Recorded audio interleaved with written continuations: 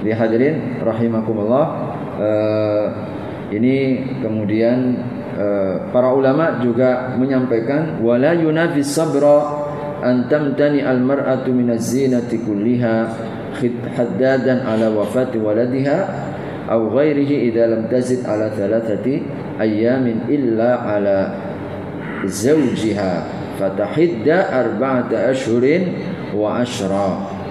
Jadi tidaklah menafikan sikap sabar, yaitu sikap kita untuk tidak berhias bagi seorang wanita. Jadi memang ada salah satu petunjuk bagi seorang wanita ketika mendapatkan ujian seperti meninggalnya anggota keluarganya, itu ada sunnah namanya ihdad. Apa itu? Kita tidak berhias. Tidak berhias. Bagi anaknya atau boleh juga bagi anaknya atau yang lain, ya keluarganya, anaknya, tidak boleh lebih dari 3 hari, maksimal 3 hari, kecuali kalau suaminya. Kalau suaminya berapa lama? Seorang wanita selama 4 bulan 10 hari. Jadi bagi seorang wanita yang ditinggal oleh suaminya, maka dia tidak boleh berhias selama 4 bulan 10 hari. Dan ini adalah petunjuk Nabi SAW. Selama itu adalah, ini para ulama mengatakan ini tidak menafikan kesabaran. Jadi kalau ada misalkan orang nggak berhias setelah kemudian ditinggal oleh kerabatnya, suaminya, jangan kita tegur. Lalu katakan, ibu kenapa bersedih? Ibu sedih pun juga nggak akan balik. Enggak. Kenapa? Udahlah, mulai bersoleklah sedikit, pakailah bedak begitu kan. Siapa tahu mungkin ada yang naksir kan misalkan seperti itu. Jadi tentu ini tidak pada tempatnya. Jadi tidak menafikan kesabaran. Bahkan itulah petunjuk agama bagi seorang wanita. Jadi kalau selain suami maksimal 3 hari, tapi kalau untuk suami maka 4 bulan 10 hari. Di mana memang ini juga masa iddahnya. Masa iddah seorang istri yang ditinggal oleh suaminya adalah 4 bulan 10 hari. Dilarang dia untuk bersolek dan berhias, dan juga dilarang untuk menerima lamaran. Tidak boleh. Setelah 4 bulan 10 hari baru boleh menerima lamaran, kecuali kalau hanya sekedar sindiran. Jadi kalau sindiran masih boleh. Maksud sindiran gimana? Enggak secara langsung, tenang sajalah, masih banyak yang nunggu misalkan gitu. Tapi nggak salah. Nah itu kalau sindiran begitu masih boleh. Tapi kalau misalkan saya melamar ibunya, nggak boleh. Tapi kalau sindiran, nah ini isyarat lah begitu ya. Isyarat masih diperbolehkan. Tapi ini selama 4 bulan 10 hari.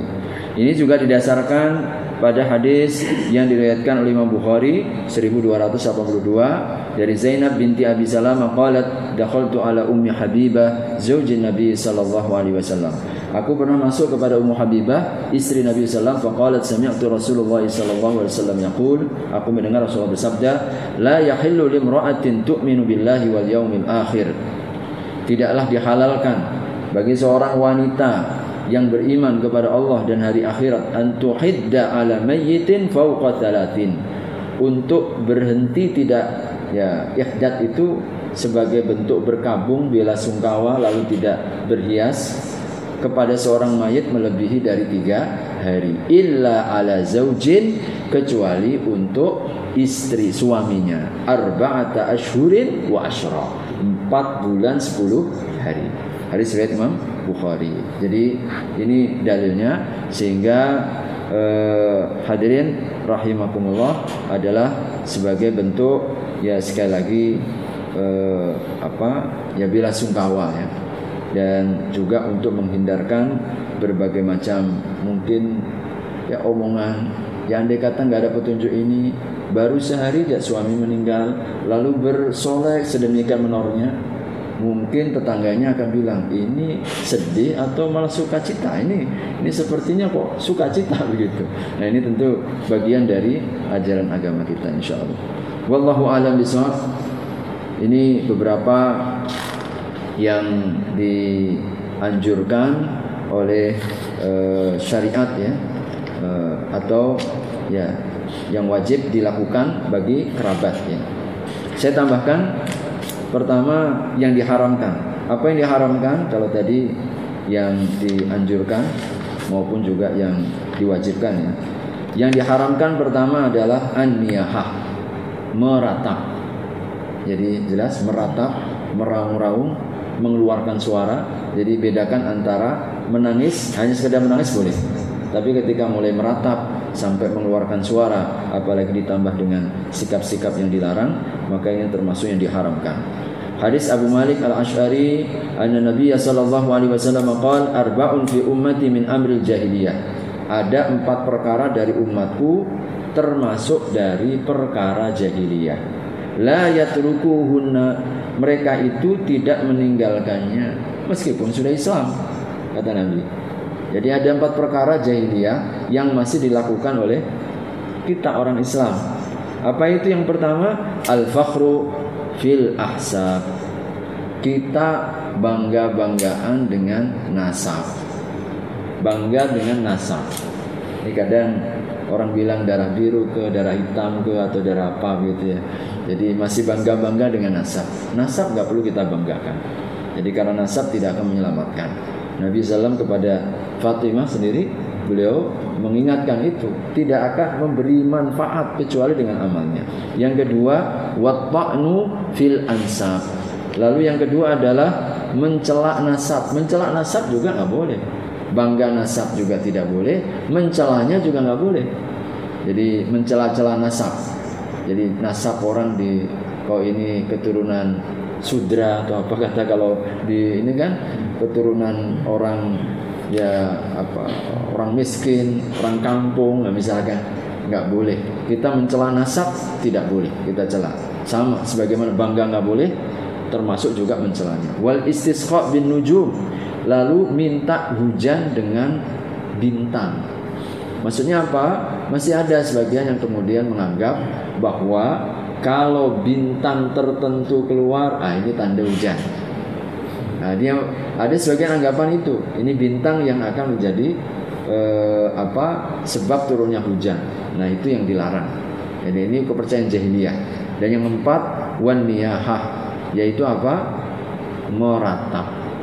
Itu tangisan sampai mengeluarkan suara. Maka hadirin, ini termasuk yang dilarang, diharamkan. Yang kedua, ad-da'wa bidu'ail jahiliyah. Jadi yang yaitu kita berdoa dengan doa-doa jahiliyah. Jadi doa-doa jahiliyah. Wallahu a'lam bishawab. Di sini yang dicontohkan doa-doa jahiliyah ya berarti doa-doa yang tidak ada ajarannya ya. Ajaran-ajaran dalam Islam, atau intinya adalah doa-doa jahiliyah ya, yang memang tidak ada tuntunan dan juga petunjuknya. Wallahu a'lam bishawab. Atau mungkin anggapan-anggapan di masyarakat kita ini kan kadang-kadang masih banyak ya. Atau anggapan-anggapan bahwasanya nanti begini. Kalau di masyarakat kita misalkan perilaku-perilaku jahiliyah ketika meninggal, misalkan ada orang harus lewat di bawah apanya begitu ya, di bawah kerandanya, atau macam-macam itu. Ya kadang-kadang hal-hal seperti ini ya nggak ada. Jadi tidak ada petunjuknya. Yang ketiga, darbul hudud, memukul-mukul pipi. Yang keempat, syakul juyub, merobek-robek baju, sama. Yang kelima, raf'ul saut indal musibah, meninggikan suara ketika mendapatkan musibah. Yang keenam, halqus sya'r, yaitu memotong rambut. Ada adat kalau keluarga kerabatnya meninggal, potong rambut. Jadi ini pun juga tidak ada petunjuk-petunjuknya. Jadi atau juga nasru sya'r, atau kemudian dipotong lalu kemudian ditaburkan. Entah ditaburkan di mana begitu ya. Nah, ini tentu hadirin rahimakumullah hal-hal yang dilarang ya oleh syariat. Termasuk juga di sini adalah an-na'yul muharram. An-na'yu al-muharram, yaitu na'yu itu artinya apa ya? Na'yu itu artinya adalah pengumuman atau pemberian informasi tentang mayit yang diharamkan. Nah, ini ada beberapa hal yang perlu diperhatikan ya. Ada yang perlu diperhatikan. Jadi hadirin rahimakumullah, intinya makanatul jahiliyatu yaf'alunahu faqad kanu yursiluna may yu'linu bi khabaril mayyit ala abwabil ahya wal aswaq aw yarkabul mukhbir ala dabbatin wa yasihu fin nas. Qala Ibnu Athir yuqalu na'yal maut yan'ahu na'yan idza adza'a mautahu wa akhbara bihi. Jadi yang terjadi, kata Ibnu Athir mengatakan, apa itu artinya na'i? Na'i itu yang mengumumkan tentang kematian. Dulu di zaman jahiliyah ini, kabar kematian seseorang mayit itu dibawa ke pintu-pintu rumah, lalu ke pasar-pasar, lalu ada yang menunggangi kendaraan sambil kemudian berteriak dan menyampaikan berita kematian. Nah, ini dulu di zaman wa min dzalika anna yas'adu 'alal jabal aw as-sur al-murtafi aw 'ala sutuhil manazil. Juga bisa saja naik ke pohon atau naik ke gunung dan lain sebagainya. Nah, ini hal-hal yang terjadi di masa jahiliyah ya. Di masa jahiliyah. Maka ini yang harus kita hindari. Jadi yang harus kita hindari. Nah, adapun yang diperbolehkan, ini juga yang perlu kita ketahui, ya juzul ikhbar bil wafati idza lam yaqtarin bidzalik. Nah, jadi dibolehkan kalau tidak menyerupai atau seperti yang dilakukan oleh orang-orang jahiliyah itu. Waqad yajibu idza lam yakun indahu may yaqum bil wajib min huquqil mayyitil muslim. Bahkan kadang-kadang menyampaikan informasi itu bisa menjadi wajib kalau dikhawatirkan bahwa kalau tidak diumumkan nanti hak-hak tanggung jawab kewajiban kita yang hidup terhadap yang meninggal itu tidak terpenuhi, maka ini malah menjadi dosa kita. Jadi nggak ada orang kafankan, nggak ada orang mensolatkan dan lain sebagainya. Maka dilarangnya adalah ketika kita mengumumkan yang bisa menyerupai orang-orang jahiliyahnya. Apakah mungkin dengan lonceng, apakah mungkin dengan api, atau mungkin dengan apa. Jadi para ulama ini hukumnya boleh. Nah, yang seringkali misalkan terjadi di masyarakat kita bisa pakai via WA, bisa, atau pengumuman di masjid ya. Nah, ini juga tergantung kembali kepada niat kita. Kalau ada kekhawatiran nggak sampai nanti nggak tahu, ya sudah kita umumkan. Jadi kalau dikhawatirkan, asal kita tidak seperti orang jahiliyah tadi masuk ke pintu-pintu rumah, ke pasar-pasar kita naik kuda dan sebagainya, kendaraan sambil mungkin pengumuman telah meninggal. Nah ini agak berlebihan. Nah, yang seperti ini yang harus kita hindari insyaallah. Jadi ini juga didasarkan apa yang pernah terjadi di zaman Nabi sallallahu alaihi wasallam dalam hadis Bukhari dan juga Muslim dari Abu Hurairah radhiyallahu anhu, pernah suatu ketika na'an Najasyi fil yaumil ladzi mata fihi. Ketika Raja Najasyi meninggal, maka Nabi itu mengumumkan kepada para sahabat, kharaja ilal musalla fa saffa bihim wa kabbara arba'an. Lalu kemudian keluar ke masjid, lalu kemudian membuat shaf dan bertakbir 4 kali. Nah, ini kisahnya Raja Najasyi ini yang kemudian menjadi dalil bolehnya mengumumkan, memberitahukan kepada para sahabat bahwa Raja Najasyi ini telah wafat, meninggal. Siapa Raja Najasyi? Raja Najasyi adalah orang Nasrani. Dulunya Nasrani, lalu diam-diam masuk Islam. Raja Najasyi, tapi tidak diberitahukan kepada kaumnya. Lalu dia meninggal, malaikat Jibril memberitahukan bahwasanya subhanallah sudah masuk waktu cepatnya. Jadi ternyata beliau tidak ada mensolatkan, maka kemudian Nabi SAW mensolatkannya. Maka ini yang kemudian menjadi dalil pertama, bolehnya memberikan pengumuman. Yang kedua, bolehnya sholat waid, yaitu sholat tidak berada di hadapan jenazah, namanya sholat waid Yang ketiga juga para ulama mensyaratkan ketika dikhawatirkan di tempat itu tidak ada yang mensolatkan. Tapi kalau sudah ada yang mensolatkan, maka tidak ada sunnah lagi. Jadi cukup yang sudah mensolatkan di sana. Nah, kita mendoakan saja.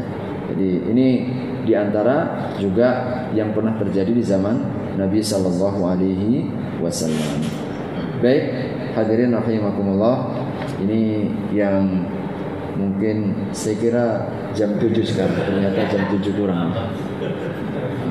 Saya mau berhenti 10 menit tadi sebenarnya. Ternyata beda ya? Oh, berarti perlu diganti. Insyaallah hadirin rahimakumullah, mohon maaf ini jadi tanya jawabnya berkurang.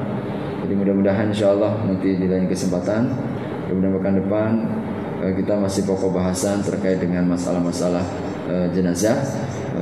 Jikalau nanti ada yang kita tanyakan, kita diskusikan insyaallah. Tapi karena sudah masuk waktu, mohon maaf, kita langsung sempurnakan dan tutup dengan doa kafaratul majlis. Subhanakallahumma wa bihamdika asyhadu an la ilaha illa anta astaghfiruka wa atubu ilaik. Wassalamualaikum warahmatullahi wabarakatuh.